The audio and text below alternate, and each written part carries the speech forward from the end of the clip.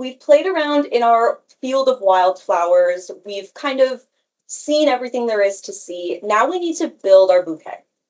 When we're building it, again, we want to put, our similar daisies, maybe a tulip in there, maybe some baby's breath in there, but we don't want to pull in the dandelions and the weeds.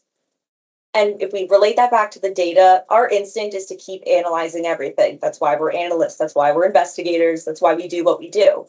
If we don't intentionally narrow back down, though, think about the information overload that you're not only giving yourself, but anyone after you who's going to have to read your findings, digest it, and then disseminate what's actually important from it.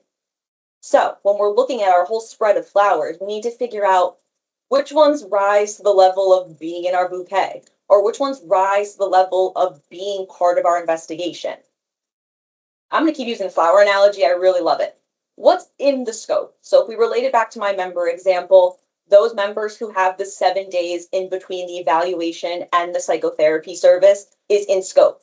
Put them all in the bouquet. What's out of scope? I don't know, something that we found that shouldn't be billed and it was like $20 and it was one claim line. We found it, great. Maybe don't include it in our allegation at this point. Similarly, what best represents the risk we need to assess? So that kind of is just reiterating what I just said. What is risky? What's not necessarily risky at this time? The end result from this step should be a scope that's bigger than our original allegation, but smaller than our entire, universe of claims data. And again, it needs to be intentional, focused, and defensible. If we can't do anything with it, if we can't defend this final scope, this final allegation with our findings, or make it actionable for a next step of an investigation, then did we really do anything, worthwhile? So Mary felt hypocritical about discussing rabbit holes. I am truly a hypocrite for talking about never narrowing back down. If you said to me, Kat, in your 50 million pivot tables, what is the most important piece of information? I would tell you every single one. Put it all in.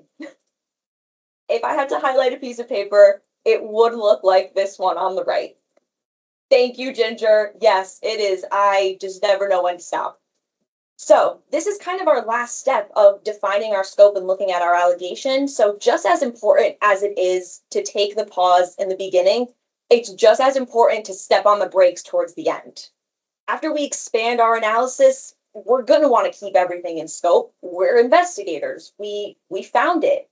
Back to my ABA example, I could have found weeds. I could have found dandelions. I'm not including daisies in that. And my natural instinct is just to keep everything in because I found it. And even if it's $20 potentially at risk on the table, doesn't matter to me. So we see a lot of pitfalls happening here. People worry that when we narrow down, we're going to miss something important, or excluding those data points that we found could weaken our case. That couldn't be any further from the truth, honestly. If our scope includes everything, it's kind of going to tell us nothing.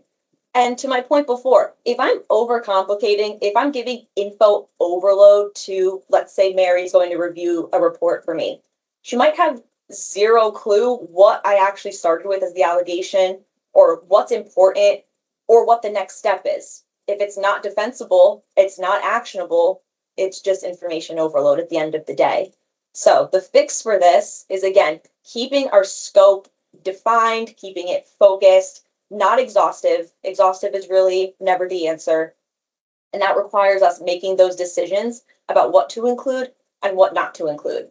And as unfortunate as it is, sometimes you just have to stop highlighting the entire page and only highlight a couple sentences. And this is also where it becomes really like the TLDR mentality, yes, or the executive summary. Like, please give me a little blurb at the very top of this as to what I'm going to read in case I don't want to read the whole thing. So I learned that the hard way. It's important to include that at the top when someone was like, I'm not reading your 12-page lead. Thank you. Try again.